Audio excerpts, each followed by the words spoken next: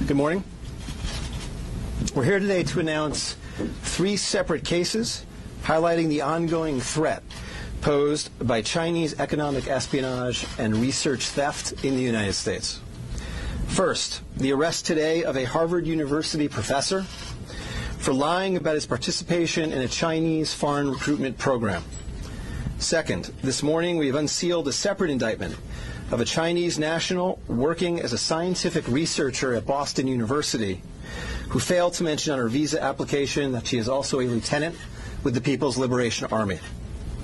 Finally, this office has indicted another Chinese national for trying to smuggle vials of biological material out of the United States to China and lying about it to federal investigators. That defendant, whose entry to the United States had been sponsored by Harvard University, was a cancer researcher at a lab at the Beth Israel Deaconess Medical Center. So, this morning, the FBI arrested Dr. Charles Lieber, the chair of the Department of Chemistry and Chemical Biology at Harvard University, for making false statements regarding his involvement in China's Thousand Talents Plan and his affiliation with the Wuhan University of Technology.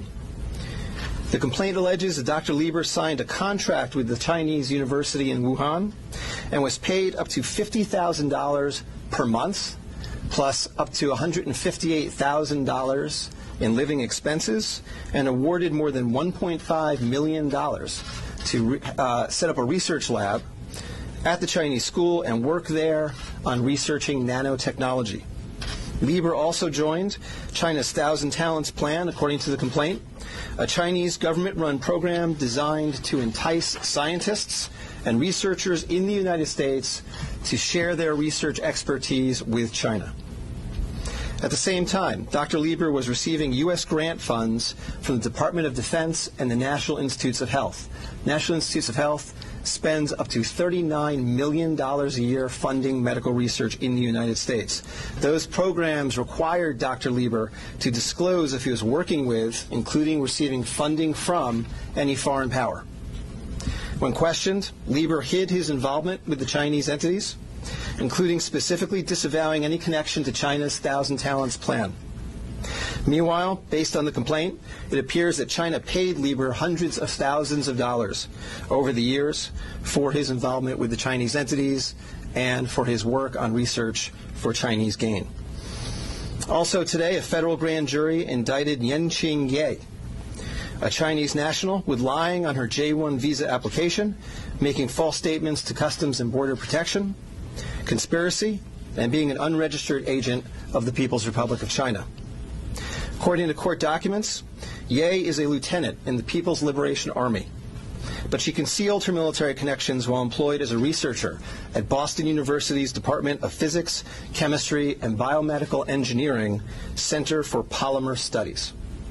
The indictment alleges that a colonel in the People's Liberation Army and other military officers from the Chinese National University of Defense Technology gave Ye numerous assignments while she was in the United States, such as conducting research, assessing U.S. military websites, and sending documents and information back to China. In April 2019, Ye was questioned by customs officers at Logan Airport on her way to China. According to the indictment, she lied about her involvement with Chinese military projects. A border search of her electronic devices showed that Ye had compiled information for the People's Liberation Army about 2 U.S. residents with expertise in robotics and computer science. Lastly, last week this office indicted Zheng Xiaozhong, a Chinese national sponsored by Harvard University who was doing cancer research at the Beth Israel Deaconess Medical Center. Zheng was charged with attempting to smuggle to Beijing vials of biological material, along with other research materials that he had stolen from the lab at the Beth Israel, where Zheng was working on cancer cell research. Before he boarded his flight, customs officers discovered 21 vials of biological material in a sock in his baggage. When confronted by the officers, Zheng initially lied and said he was not traveling with any biological or research materials. Chemistry, nanotechnology, polymer studies, robotics, computer science, biomedical research. This is not an accident or a coincidence. This is a small sample of China's ongoing campaign to siphon off American technology and know-how for Chinese gain. Recently, Attorney General Barr referred to China as this country's primary rival. Similarly, FBI Director Chris Wray recently told Congress that right now there is no country that poses a greater counterintelligence threat to the United States than China. Through the use of not only traditional intelligence officers, but academics, researchers, its own private citizens, China is engaged in a massive, long-term campaign to steal U.S. research and technology for its own uses. As demonstrated by these cases, on the academic side, the Chinese government uses partnerships and exchanges with U.S. schools and research institutions to access cutting-edge research and equipment. Obviously, most visiting Chinese academics and researchers are here to work in good faith in U.S. institutions, but some of them are not. Some number have been incentivized by the Chinese government, either through the use of money or other means, to gather U.S. research and smuggle it back to China. Because of the sheer scope of this threat, a year ago, the Attorney General created the China Initiative at the U.S. Department of Justice, designed to prioritize and aggressively prosecute Chinese economic espionage and theft of intellectual property. The cases we are announcing today are part of that effort. Boston is an especially attractive target for this kind of exploitation, and universities and research institutions and tech companies in this area must become sensitized to this threat.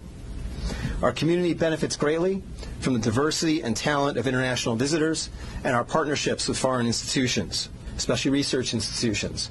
But Chinese economic espionage and theft is a real and daily occurrence that we must begin to confront. As the world struggles to contain the new virus, a new speculation from the Chinese scientists who believe it may have originated at a research facility not far from the Wuhan fish market. While they say more research needs to be done to find solid proof, such labs are known to contain disease-ridden animals, including hundreds of bats. Our Kim Hyo-sun with the details.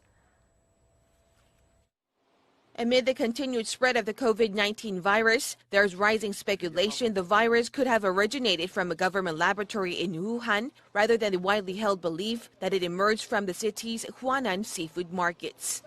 Citing a report published by Chinese scientists, a Chinese-language newspaper published in Hong Kong, Mingpao, and the British daily The Mirror explained Sunday that the Wuhan Center for Disease Control, or WHCDC, could have spawned the contagion in Hubei province. According to the report penned by Bo Tao Xiao and Lei Xiao of the South China University of Technology, the research lab, which is only 280 meters away from the Huanan seafood market, kept disease-ridden animals, including more than 600 bats.